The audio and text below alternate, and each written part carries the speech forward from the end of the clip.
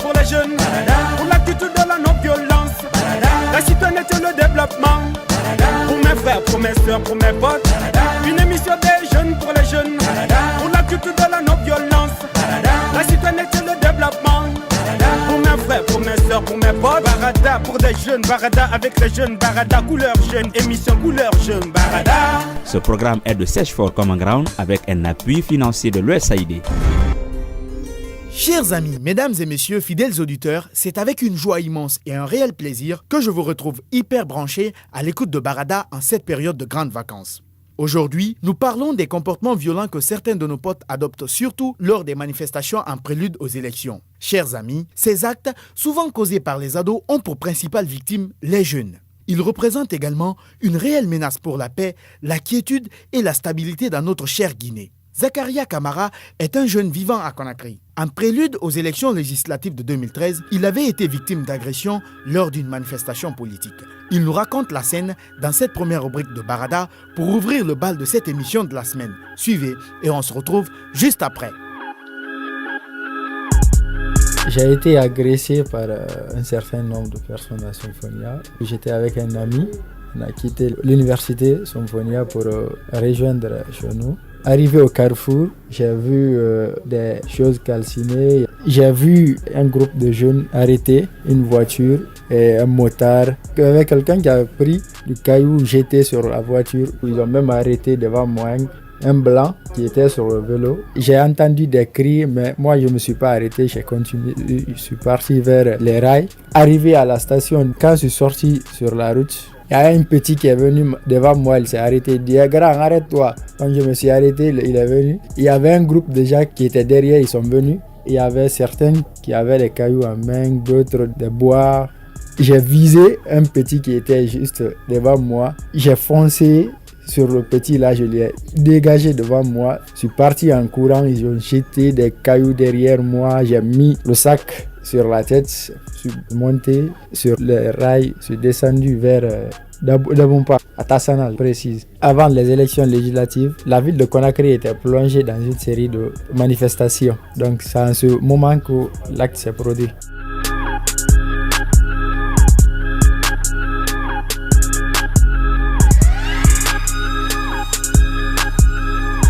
Cher poteau, je suis sûr que l'expérience de ce jeune contraint de fuir pour sauver sa peau vous a d'une manière ou d'une autre marqué. À présent, posons-nous la question de savoir pourquoi ce sont les jeunes qui sont à la base des violences en période électorale. Pour en parler, je reçois dans ce talk show Georges Pascal Milimono et Alpha Diallo, tous étudiants en journalisme. Suivez plutôt notre discussion entre potes. Georges et Alpha, bienvenue dans ce talk show. Merci, bonjour. Merci beaucoup. Voilà, vous avez tous les deux écouté ce témoignage. Je commence par toi, Alpha. Quelle est ta réaction dessus? Alors, c'est un témoignage. Je me vois à la place de ce jeune en train d'être poursuivi par d'autres jeunes qui sont des Guinéens comme moi et qui veulent me faire du mal. Je ne sais pas comment on peut en arriver là pour des choses qui n'en valent pas vraiment la peine. Mais de toutes les façons, c'est arrivé. Georges, ta réaction sur ce témoignage que nous avons ensemble écouté? Moi, je trouve que ce témoignage est plutôt alarmant, choquant. Parce que je ne peux pas imaginer qu'un étudiant innocent qui quitte l'université pour rejoindre chez lui et tout de suite en cours de route qu'il soit agressé. Pourquoi? Qu'est-ce qu'il avait fait? Mais c'est pas un fait nouveau quand même. Hein. On voit un tout petit peu à la Justement.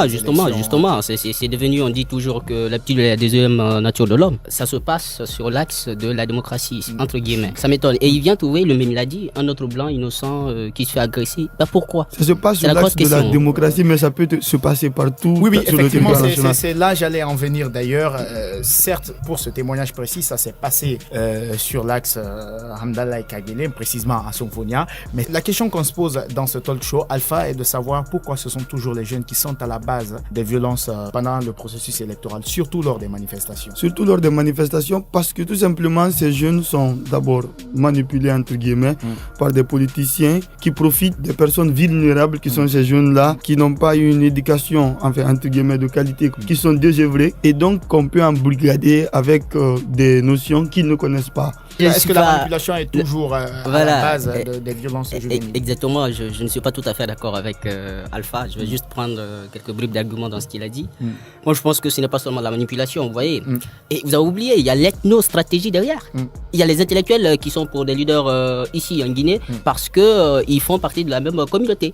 La manipulation, Alpha a donné son argument. Oui. Est-ce qu'il y a d'autres facteurs au-delà de l'ethnostratégie dont tu parlais là? Exactement. Quand on parle de manipulation, ça me fait rebondir tout de suite sur la question de chômage, d'accord? Parce que qui a manipulé, peut-être qui n'a rien comme revenu, d'accord? Alpha ne peut pas dire le contraire. Mais ce qui reste clair, c'est qu'il y a des jeunes, c'est-à-dire ils le font eux aussi, pas parce qu'ils sont manipulés, mais pour profiter aussi de la situation, pour s'approprier des biens d'autrui. Et ça, c'est très alarmant, c'est très choquant. Justement, il parle d'ethnostratégie, mais l'ethnostratégie, c'est la base même de la manipulation. Nous sommes de la même ethnie, les autres sont contre nous, il faut réagir. Chacun de vous a trouvé une raison particulière qui pousse les jeunes à être violents lors du processus électoral en République guinéenne, surtout pendant les manifestations politiques. Alors, au-delà de ce que nous avons écouté, que peuvent être les conséquences de ces types de comportements? Je ne sais pas si vous voulez parler de la paralysie des activités, parce que quand il y a manifestation, il y a tout de suite paralysie des activités. Et quand il y a paralysie d'activités, tout de suite, ça reflète la bassesse de l'économie. Non seulement ceux qui sont les auteurs de ces comportements,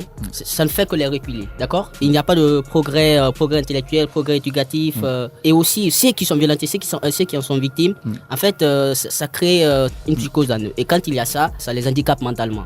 Et ça, déjà, ça peut déjà mettre en arrière beaucoup de choses dans un pays. Parce qu'on dit généralement que les jeunes sont l'avenir d'un pays, même si moi, je ne consens pas. Pour moi, les jeunes sont déjà le présent, quoi. Oui, justement, pour parler de ces conséquences sur ces jeunes eux-mêmes. C'est-à-dire que ces jeunes qui sont enclins à faire de la violence de façon répétitive, ce sont les jeunes d'abord qui perdent cette notion d'analyse objective. Tu peux pas avoir un débat sérieux avec eux. Moi, je ne suis pas tout à fait d'accord avec lui à dire qu'ils ne sont pas objectifs. Mais il y a ces jeunes manifestants, je vous dis, sur l'axe de la démocratie, mais qui ont des arguments très très solides, qui sont des ghettomanes. Je suis désolé, ce n'est pas tout à fait, ce n'est pas 100%. Moi, je ne suis pas le mettre tous je le vois même que lot. vous êtes, si vous me permettez tous les deux, je sais que vous êtes divergents sur un certain nombre de questions. Mais l'objectif que nous visons à travers cette émission, c'est de permettre à d'autres jeunes de comprendre que ces types de comportements peuvent avoir des répercussions sur la stabilité, mais aussi sur la vie même des jeunes. Nous sommes en période électorale, le processus électoral est déjà engagé. Alors, est-ce que les violences pendant le processus électoral peut être un frein pour la bonne tenue des élections? Déjà, on s'inspire de ce qui s'est passé auparavant dans les élections, que ce soit les élections législatives, que ce soit l'élection présidentielle. À chaque fois qu'il y a eu des manifestations, ceux qui sortent, ils ont une chose dans la tête, c'est violenter. Violenter, pourquoi? C'est pour saboter les élections. Moi, je pense que cette violence-là pendant les élections, c'est un frein même à la démocratie. C'est-à-dire que pendant cette période où il y a la violence, il n'y aura plus de débat. On va s'accentuer à parler de violence. Les forces de l'ordre ont tiré sur mes militants. Non, les militants ont cassé la voiture. Pendant ce temps, laisse Alpha finir. Pendant ce temps-là, le débat ne bouge pas et finalement, les gens vont aller voter et c'est la démocratie qui perd. On vote pour des gens qui viendront et qui feront la même chose que leurs prédécesseurs. Oui, Georges, sur ce côté... Moi, je veux bien savoir ce que Alpha appelle un frein à la démocratie. Parce qu'en fait, il nie une chose qu'on est dans un système politique qu'on appelle la démocratie. Tant qu'il n'y a pas ces violences, tant qu'il n'y a pas ces manifestations, on ne parle pas de démocratie. Oui, donc, mais est-ce que la démocratie cautionne la violence? Ces violences-là se font dans quoi? C'est des manifestations. Et les manifestations sont admises dans un système, même la Constitution l'approuve. Je suis désolé. Je suis d'accord. Mais la démocratie ne cautionne pas la violence. Alors, quelles sont les pistes de solutions qu'on pourrait proposer à tous ces jeunes violents aujourd'hui à travers tout le pays pour un tout petit peu mettre un terme à cette situation de violence, surtout en cette période de processus électoral? Cette période de processus électoral, d'abord, c'est d'appeler les acteurs politiques à avoir un discours rassembleur, pas du tout violent. C'est là d'abord la base, parce que les jeunes vont toujours s'inspirer de ça. Il faudrait déjà à la base que tous les candidats aillent dans une logique démocratique et de paix. Voilà, Georges, Alpha parlait un tout petit peu du rôle que les partis politiques ou les acteurs politiques peuvent jouer. Qu'est-ce que les jeunes peuvent faire à leur tour pour être non violents? Pendant que je suis jeune, j'analyse la situation politique guinéenne. Je me dis qu'en tant que jeune, je suis le présent ou je suis l'avenir de ce pays. Il faut que je prenne conscience. On ne va pas toujours jeter la pierre dans le jardin des leaders politiques. Eux, ils sont sur leur piste. Ils cherchent quelque chose. Et ils s'en foutent pas mal, hein, mais ce n'est pas forcément leur problème. Il faut faire l'éducation civique. C'est le civisme qui manque aux jeunes Guinéens. On est habitué à la casse et ça ne résout pas les problèmes. Il faut qu'on prenne conscience de notre sort. Il faut les sensibiliser, il faut inclure la sensibilisation de l'éducation civique même à l'université. Il faut qu'on s'inspire du passé, qu'on puisse bien asseoir le présent et projeter l'avenir. Georges Pascal Milimono et Alpha Diallo, merci de passer dans ce talk show. Merci beaucoup. Ça a été un plaisir. Chers auditeurs, dernier virage de Barada de la semaine. Moustapha Bari, acteur de la société civile, après une analyse de la situation, estime que les jeunes doivent parler d'une seule voix pour éviter la violence, surtout en période électorale. Suivez notre entretien dans cette rubrique Avis de l'expert. Monsieur Bari, bienvenue dans Barada. Merci, Monsieur Diallo. Vous avez suivi ce témoignage de ce jeune. Quelle analyse en faites-vous? D'abord, je dresse un constat très déplorable, en ce sens que c'est une situation anormale. Cela justifie que réellement, il n'existe pas de prise de conscience au sein de cette couche juvénile qui est l'avenir de cette patrie. Le droit à la manifestation ne veut pas dire vous avez le droit de casser. Manifester, il faut reconnaître, c'est un droit constitutionnel, mais la loi voudrait que quand vous réclamez votre droit, remplissez ce droit tout en ne pas violant les droits des autres. Au regard de tout ça, il faut noter que les jeunes eux-mêmes, de façon volontaire, ne sont pas impliqués. Mais ces jeunes font l'objet d'une grande manipulation. Pour ne pas me hasarder, 90% de la jeunesse sévit dans le chômage. Donc imaginez-vous, quand on propose aux jeunes des sommes maudites pour qu'ils s'adonnent à des violences que certains jeunes s'apprêtent. Dans la discussion entre jeunes, les jeunes ont effectivement parlé de la manipulation, du chômage dont vous énumérez, mais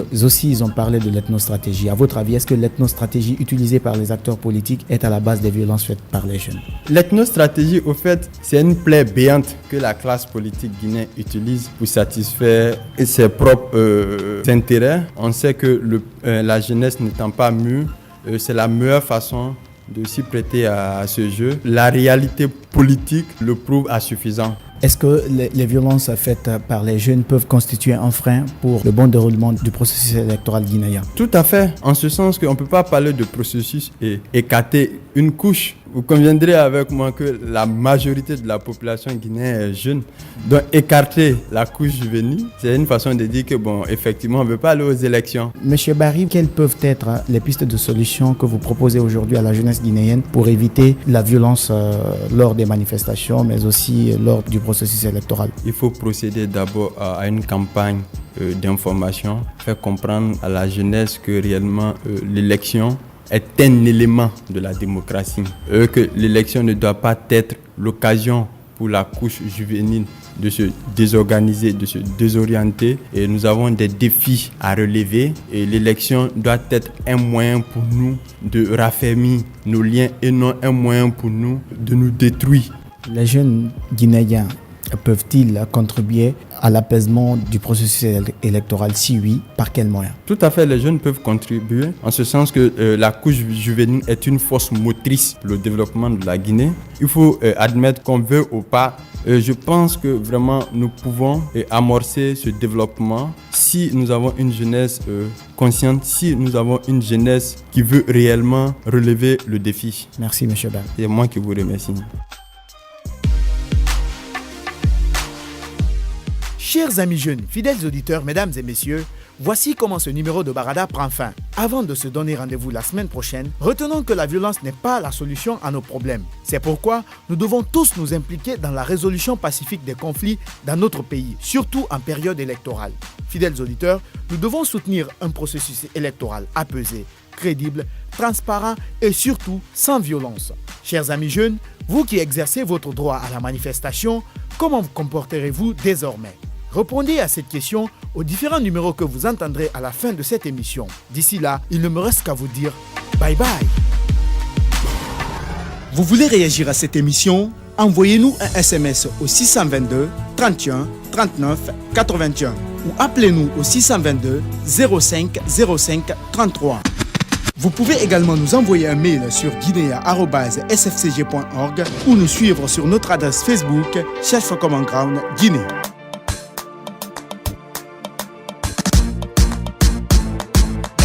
Une émission des jeunes pour les jeunes, pour la culture de la non-violence, la citoyenneté et le développement.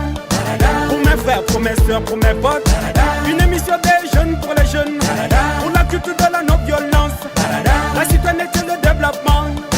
Pour mes frères, pour mes soeurs, pour mes potes, Barada pour des jeunes, Barada avec les jeunes, Barada couleur jeune, émission couleur jeune, Barada. Ce programme est de Search for Common Ground avec un appui financier de l'USAID.